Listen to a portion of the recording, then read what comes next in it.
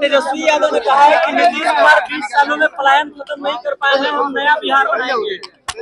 आराम से यार, बस मेरी उम्र कच्ची है लेकिन जुबान पक्की है।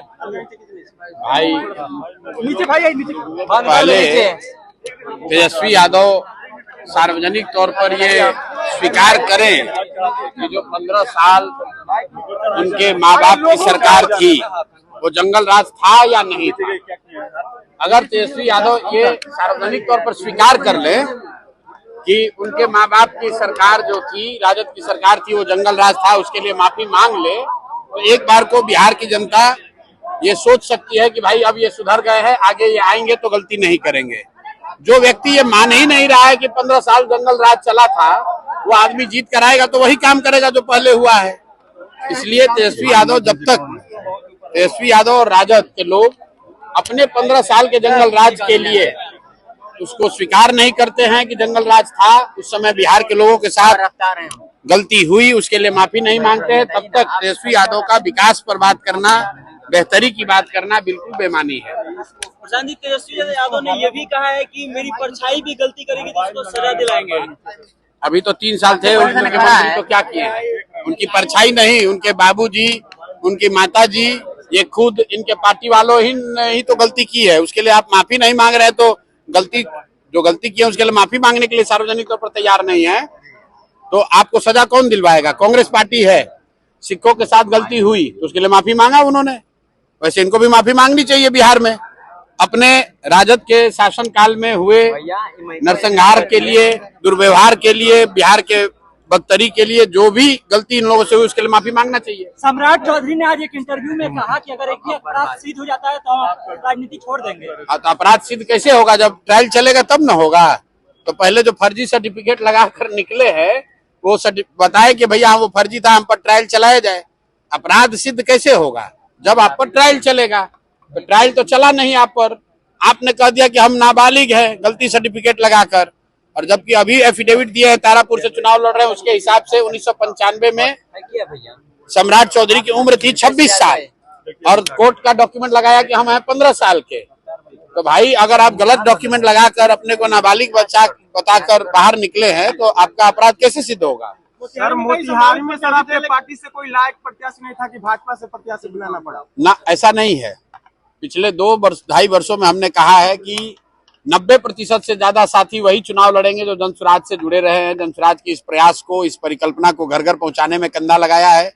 लेकिन अपवाद के तौर पर कुछ बढ़िया हीरा अगर बाहर के दल वाला झाड़ू से निकाल के अपने घर से बाहर कर दे तो हम इतने बेवकूफ तो नहीं है कि उसको नहीं उठाएंगे। कूड़ा करकट उस दल से हटेगा तो उसको नहीं पकड़ेंगे। लेकिन अच्छा अगर कोई मान लीजिए कि सोना का गहना झाड़ू से बहारने में निकाल के बाहर कर दिया तो उसको हम उठाएंगे। तो डॉक्टर अतुल वैसे ही बेहतर व्यक्ति है और दल में चर्चा हुई और सारे जो संगठन के हमारे यहाँ साथी हैं उन्होंने कहा कि डॉक्टर अगर अतुल आते हैं तो उससे बेहतर होगा। तो वही अपवाद के तौर पर जो 12 से 15 लोगों को टिकट दिया गया है जो कि पहले से जनसुराज में नहीं जुड़े थे, उसी में डॉक्टर अतुल भी हैं। और मेरा विश्वास है कि मोतिहारी की जनता इस बात से सहमत होगी कि ये अब जितने भी उम्मीदवार यहाँ खड़े हैं मोतिहारी में किसी भी दल से, उसमें ये सबसे बेहतर व्यक्तित्व के धनी हैं, व्यक्तित्व के मालिक हैं। इन्होंने समाज के लिए कुछ किया है, कुछ करने का इनका जज्बा है और जनसुराज के प्लेटफॉर्म से खड़े हैं। और मेरा आग्रह है कि इनको और डॉक्टर LB प्रसाद, 2 आपके जिले के प्रसिद्ध डॉक्टर जनसुराज के टिकट से लड़ रहे हैं, एक ढाका से और एक मोतिहारी से। और दोनों लोगों को आपकी और यहाँ के लोगों की जिम्मेवारी है। जो मैं अभी बता रहा था कि 30 साल से आप कह रहे थे कि हमारे पास विकल्प नहीं है, अब आपके पास अच्छे लोगों का विकल्प है। सबसे अच्छे डॉक्टर जो इस जिले के हैं, जिन्होंने अपना पैसा, अपना सुख चैन छोड़कर बिहार के बेहतरी के लिए आपके सामने आए हैं उम्मीदवार के तौर पर, आप इनके साथ कंधा लगाइए और बैग पर बटन दबाकर इनको विजयी बनाइए ताकि ये लोग जीत कर आए और समाज के बेहतरी के लिए कुछ अच्छा कर सके। सर नरकटिया में आपको प्रत्याशी नहीं मिल पाएगा सर। मंजर नसीम साहब आपका बैचमेट है और उनको भी आप टिकट नहीं दिए। मंजर नसीम साहब आपका बैचमेट है और आप उनको क्या है बैचमेट? हम मेडिकल थोड़े पढ़ेंगे, हमारे बैचमेट नहीं 12th क्लास के साइंस कॉलेज से पटना पढ़े हुए हैं। ऐसा है, साइंस कॉलेज पटना पढ़े हुए हैं। मंजर नसीम साहब नरकटियागंज से टिकट के दावेदार थे, नरकटिया से। और जन स्वराज ने ये घोषणा की हुई है कि जहां पर भी पहले से मुस्लिम विधायक हैं वहां पर कोई हम लोग मुस्लिम प्रत्याशी नहीं देंगे, क्योंकि हम लोग नहीं चाहते हैं कि मुस्लिम समाज का जो प्रतिनिधित्व है पहले से कम है, अब उसको और क्यों कम करें। इसीलिए वहां पर नरकटिया से कोई मुस्लिम विधायक का प्रत्याशी नहीं बनाया जा सकता था, उसी वजह से वहां पर मंजर नसीम जी को टिकट नहीं मिला। दूसरी जगह से ऑफर दिए मंजर नसीम साहब को कई जगह से ऑफर दिया गया, वो तब तक जाके बसपा ज्वाइन कर लिए, वहां से नामांकन भी दे दिए, वहां से नामांकन रद्द भी हो गया। लेकिन वो जनस्वराज परिवार के हिस्सा रहे हैं, उनका बहुत सम्मान है और वापस फिर से वो आपको जनस्वराज परिवार के हिस्सा के तौर पर काम करते हुए दिखेंगे।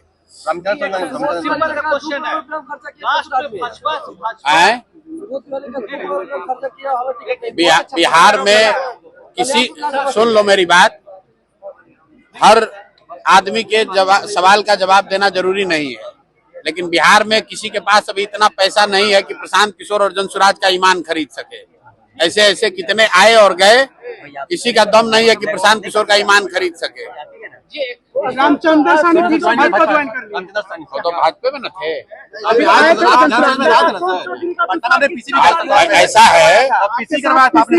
ऐसा है हम एक पीसी कर रहे थे, उसमें रामचंद्र साहनी जी बीच में आए बैठे, वो सीनियर राजनीतिक व्यक्तित्व हैं, तो हमारा ये कर्तव्य है कि हम उतने सीनियर आदमी आएंगे तो हम उनको अपने बगल में बैठाएंगे।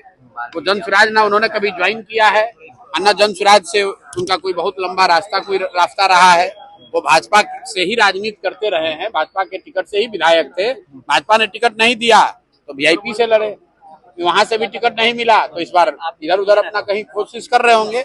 लेकिन रामचंद्र साहनी जी का मैं बहुत व्यक्तिगत तौर पर सम्मान करता हूँ, उन्होंने समाज के लिए कुछ अच्छा काम किया है, इसके लिए उनका सम्मान है। और अब किस दल से वो राजनीति करते हैं ये उनकी स्वेच्छा है, हम उसके लिए क्या कह सकते हैं। अशोक चौधरी पर दूसरा किस्त कब जारी होगा सर? अरे भैया अब तो किस्त जारी हो गया, अशोक चौधरी सरेंडर कर गए, बोल दिया कि अब न्यायालय में कुछ नहीं करेंगे, जनता की अदालत में जाएंगे।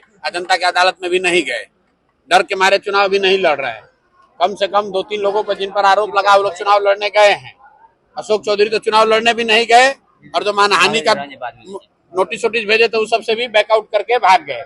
डर के मारे स्वीकार कर लिया एक तरीके से कि जो उन पर आरोप लगा है वो सही है। और बिहार में आप लोग तो यूट्यूब चलाते हैं, अपने चैनल पर डाल दीजिए कि बिहार का सबसे भ्रष्ट 3 मंत्री कौन है, तो उसमें अशोक चौधरी का नाम जरूर आएगा, ये मैं आपको दावे के साथ लिख के दे सकता हूँ। चलिए बहुत बहुत धन्यवाद।